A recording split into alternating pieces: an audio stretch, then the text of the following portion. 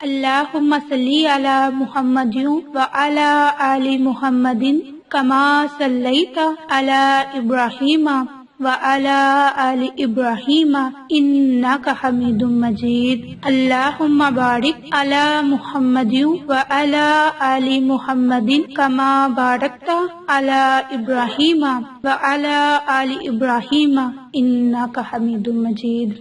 اللہم صلی علی محمد وعلی آل محمد کما صلیت علی ابراہیم وعلی آل ابراہیم انک حمید مجید۔ اللہم بارک علی محمد وعلی آل محمد کما بارکت علی ابراہیم وعلی آل ابراہیم انک حمید مجید۔ اعوذ باللہ من الشیطان الرجیم، بسم اللہ الرحمن الرحیم۔ عائشہ اسلامک ہسٹری کی پیاری بہنوں اور بھائیوں، السلام علیکم ورحمۃ اللہ وبرکاتہ۔ آج کی اس ویڈیو میں آپ کے ساتھ رمضان المبارک کے دوسرے دن کا خاص عمل اور وظیفہ شیئر کروں گی۔ یہ وظیفہ آپ نے رمضان المبارک کے دوسرے دن نماز عشاء ادا کرنے سے پہلے کرنا ہے۔ انشاءاللہ اس عمل کی برکت سے اللہ رب العزت کی ذات آپ کی تمام تر دلی مرادوں کو پورا فرمائے گی۔ آپ اللہ رب العزت کی ذات سے جو دعا مانگیں گے وہ دعا ضرور قبول ہوگی۔ یہ وظیفہ کرتے ہی آپ کے تمام مسائل حل ہوں گے، آپ کی تمام دلی مرادیں پوری ہوں گی۔ بس کامل یقین کے ساتھ آپ اس عمل کو، اس وظیفے کو رمضان المبارک میں لازم کر لیں، انشاءاللہ اس کی برکت سے آپ کو بہت سے فائدے ہوں گے۔ آج کی اس ویڈیو میں آپ کے ساتھ سورۃ الکوثر کا خاص عمل اور وظیفہ شیئر کروں گی۔ بسم اللہ الرحمن الرحیم۔ اِنَّا أَعْطَيْنَاكَ الْكَوْثَرَ، کہ اے محبوب بے شک ہم نے تمہیں بے شمار خوبیاں عطا فرمائی ہیں۔ کوثر کی تفسیر میں مفسرین کے مختلف اقوال ہیں، اور ان سب اقوال کا خلاصہ یہ ہے کہ اللہ رب العزت کی ذات نے اپنے محبوب کو بے شمار خوبیاں عطا فرمائی اور تمام مخلوق پر افضل کیا۔ آپ کو حسن ظاہر بھی دیا، حسن باطن بھی عطا کیا، نسبت اعلیٰ بھی، نبوت بھی، کتاب بھی، حکمت بھی، علم بھی اور شفاعت بھی، اور اسی طرح حوض کوثر بھی، مقام معبود بھی، امت کی کثرت بھی، دین کے دشمنوں پر غلبہ بھی اور فتوحات کی کثرت بھی، اور بے شمار نعمتیں عطا کی۔ اللہ تعالیٰ نے اپنے محبوب کو کوثر عطا کر دی، کیونکہ یہاں یہ نہیں فرمایا گیا کہ ہم آپ کو کوثر عطا کریں گے، بلکہ یہ فرمایا گیا کہ بے شک ہم نے آپ کو کوثر عطا کر دی۔ اللہ تعالیٰ کی اپنے محبوب پر یہ عطا ان کے نبی اور رسول ہونے کی وجہ سے نہیں، بلکہ آپ صلی اللہ علیہ وآلہ وسلم کی ذات کی وجہ سے ہے، کیونکہ یہاں یہ فرمایا گیا کہ آتینا کا، کہ ہم نے آپ کو عطا کر دیا۔ یہ نہ فرمایا کہ آتین الرسولی یا آتین النبی۔ تاجدار رسالت حضرت محمد مصطفیٰ صلی اللہ علیہ وآلہ وسلم پر یہ عطا کسی عبادت ریاضت کی وجہ سے نہیں، بلکہ یہ عطا اللہ تعالیٰ کے عظیم فضل اور احسان کی وجہ سے ہے۔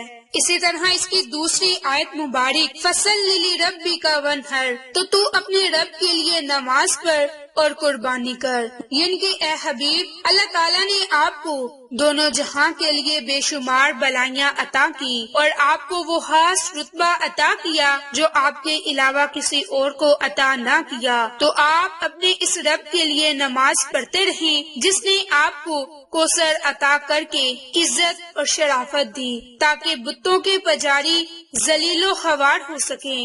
اِنَّ شَانِئَکَ هُوَ الْأَبْتَرُ، بے شک جو تمہارا دشمن ہے وہی ہر خیر سے محروم ہے۔ جب نبی پاک صلی اللہ علیہ وآلہ وسلم کے فرزند حضرت قاسم کا وصال ہوا تو کفار نے آپ کو ابتر، یعنی کہ نسل ختم ہو جانے والا کہا، اور یہ کہا کہ اب ان کی نسل نہیں رہی، ان کے بعد اب ان کا ذکر کرنے والا کوئی نہ ہوگا اور سب پر چرچا ختم ہو جائے گا۔ تو یہ سورت اس وقت نازل ہوئی، اللہ تعالیٰ نے ان کفار کا بالغ رد فرمایا اور اس آیت میں ارشاد فرمایا کہ اے میرے محبوب، بے شک تمہارا دشمن ہی ہر بلائی سے محروم ہے، کیونکہ آپ کا سلسلہ تو قیامت تک جاری رہے گا، آپ کی اولاد میں بھی کثرت ہوگی، آپ کی پیروی کرنے والوں سے دنیا بڑھ جائے گی، قیامت تک پیدا ہونے والے عالم اللہ کے ذکر کے ساتھ آپ کا ذکر بھی کریں گے، اور آخرت میں آپ کے لیے جو کچھ ہے جس کا کوئی وصف بیان ہی نہیں کر سکتا، تو جس کی یہ شان ہے وہ ابتر کہاں سے ہے۔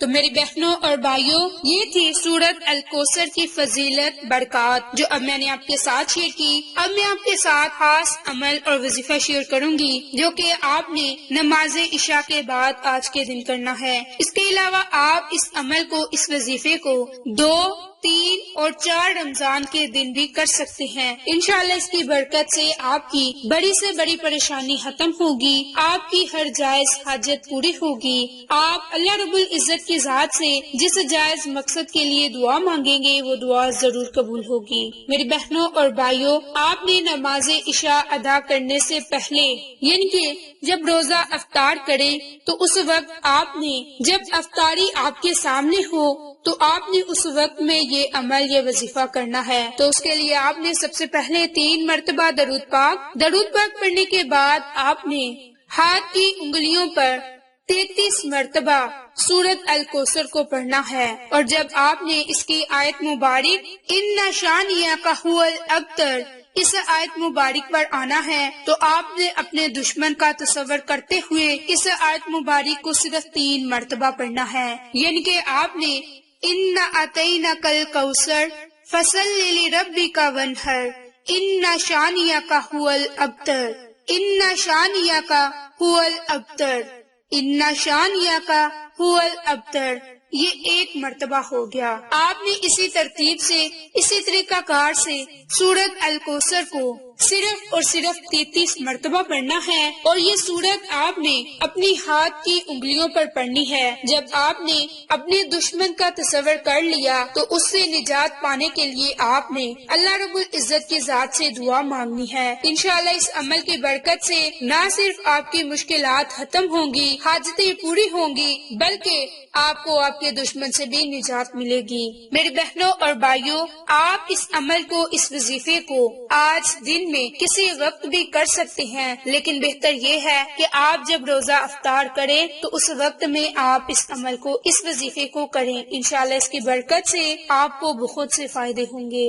اسی طرح ایک حضرت ابو ہریرہ سے روایت ہے کہ نبی پاک صلی اللہ علیہ وآلہ وسلم نے فرمایا کہ جب اللہ تعالیٰ نے مخلوق کو پیدا کیا تو اس نے اپنی کتاب میں لکھا، اور وہ اپنی ذات کے متعلق لکھتا ہے اور جو اس کے پاس عرش پر رکھی ہوئی ہے کہ میرے غضب پر میری رحمت غالب ہے۔